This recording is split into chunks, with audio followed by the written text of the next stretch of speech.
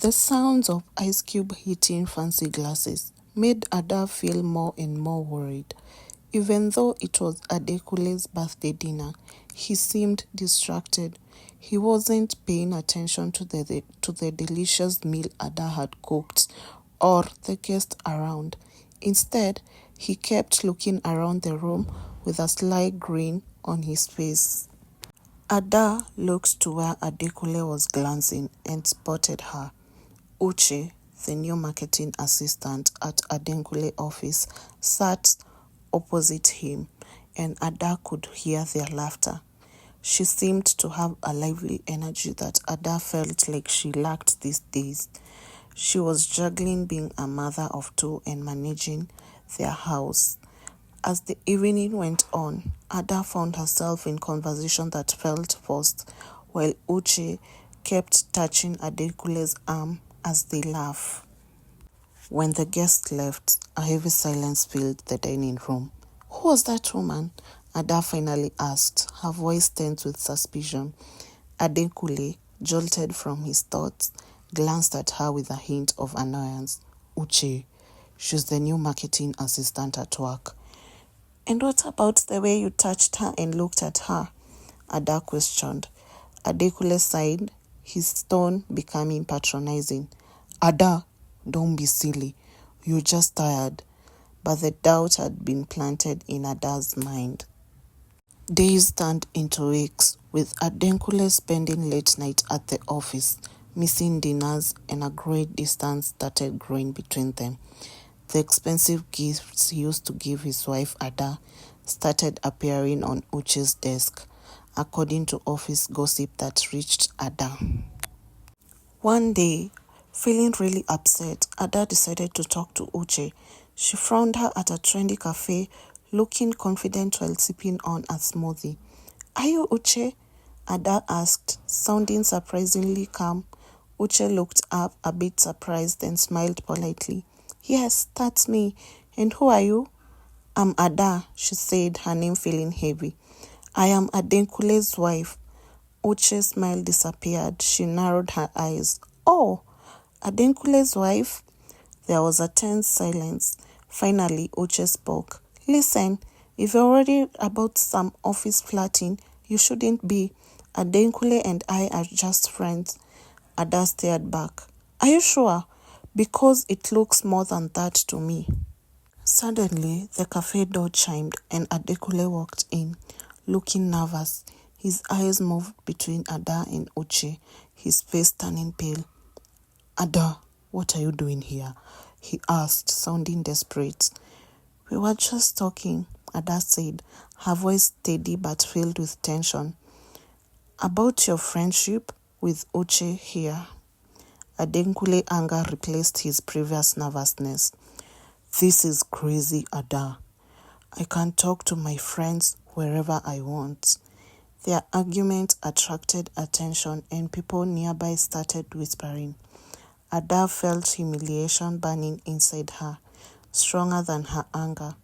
Leaving the cafe, Ada knew things wouldn't be the same. At home, she couldn't shake off the memories of Uche's smug smile. It wasn't just about a casual relationship. Uche was a danger to her family, her marriage, and her life.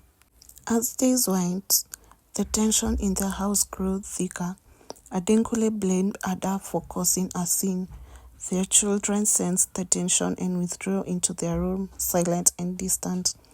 One day, while cleaning Adenkule's office desk, Ada found a cramped receipt hidden in a drawer. It was a booking for a luxury hotel for the upcoming weekend, addressed to Uche. The realization of Adenkule's betrayal hit her hard. Tears streamed down Ada's face and she confronted him. Their argument was fierce, filled with years of unresolved issues. When it ended, the house felt quiet. Adenkule left, slamming the door behind him. The next day, Ada decided to call her best friend Aisha for help.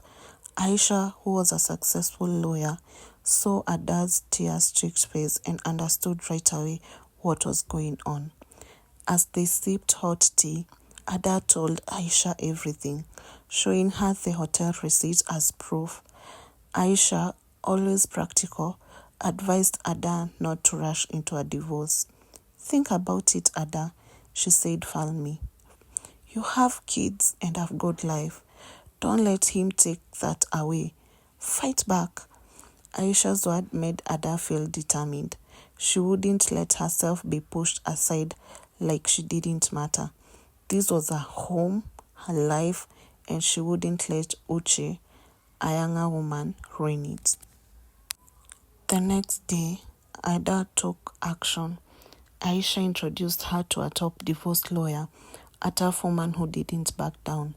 Ada surprised herself with her new determination, stepping out of her usual shyness. She learned about her rights, her choices, and what she could do legally about her husband's affair. Meanwhile, the house continued to be quiet. Adenkule came and went, avoiding Ada. The tension there was heavy and suffocating. One morning, while looking at a magazine during breakfast, Ada's heart sank. There in the gossip section was a picture of Adenkule and Uche, leaving a fancy restaurant. The caption shouted, "Power couple alert." Ada felt furious. The affair wasn't secret anymore. It was out in the open. She slammed the magazine down, the noise echoing in the quiet room. This made Ada even more determined to take control of her life. She joined a fitness class, feeling strong again in body and mind. She reconnected with old friends, finding comfort in their laughter. Things started changing slowly. Ada started dressing up for herself, but not just to please Adenkule. She took the kids on fun road trips around the country. One evening, while she was picking up her son from soccer practice, Ada ran into Uche. Uche seemed surprised to see Ada looking confident and happy. Having fun showing off Ada, Uche sneered. "Showing off?" Ada laughed genuinely. "No, honey, I'm just reclaiming my life." Uche got angry. "You will never win him back. Adenkule deserves someone young and more exciting." Ada raised an eyebrow. "Funny, he used to think that about me 10 years ago. Seems like men have short memories, don't you think?" That hit Uche hard. She couldn't reply. Ada walked away, leaving Uche looking small and powerless. Meanwhile, Ada's legal fight with Adenkule was tough. He refused to take any blame for their broken marriage. He tried to make Ada like the one in control, clinging to a loveless marriage. But Ada had evidence on her side. The hotel receipt and a trail of money transaction between Adenkule and Uche proved he was unfaithful. The media frenzy about their power couple status made things worse for Adenkule. People saw him as a cheating businessman, which wasn't good for his reputation and his clients. Their legal battle became a public mess. After many months of arguing, they finally agreed on a settlement. Ada got a fair share of their money so she could be financially independent and take care of her kids. Most importantly, she got full custody of the kids. Adenkule could visit, but it wasn't the same. He realized too late the pain he caused. After everything, Ada started to heal. With her kids and friends by her side, she built a new home. The hurt of being betrayed was still there, but she felt stronger now. Years later, Ada met Uche again, this time at a charity event. Uche was now working as a personal assistant at a smaller company, looking older and less lively. She approached Ada with a nervous smile. "Ada," Uche started. "I just wanted to say..." Ada interrupted her eyes determined.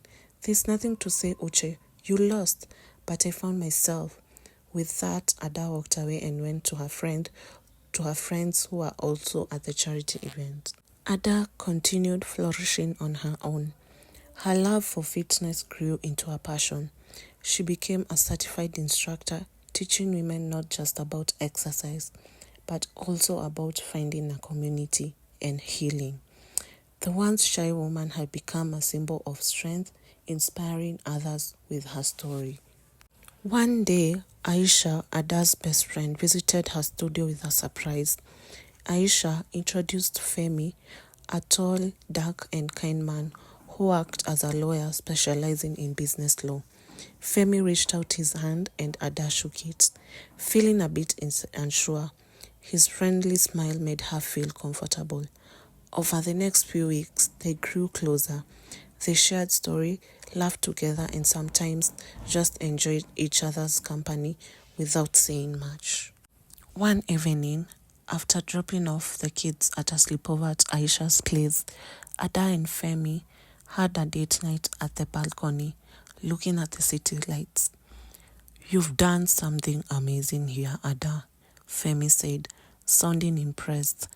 "You've made a home, a community, a life that suits you." Ada smiled shyly. "Thanks," she whispered.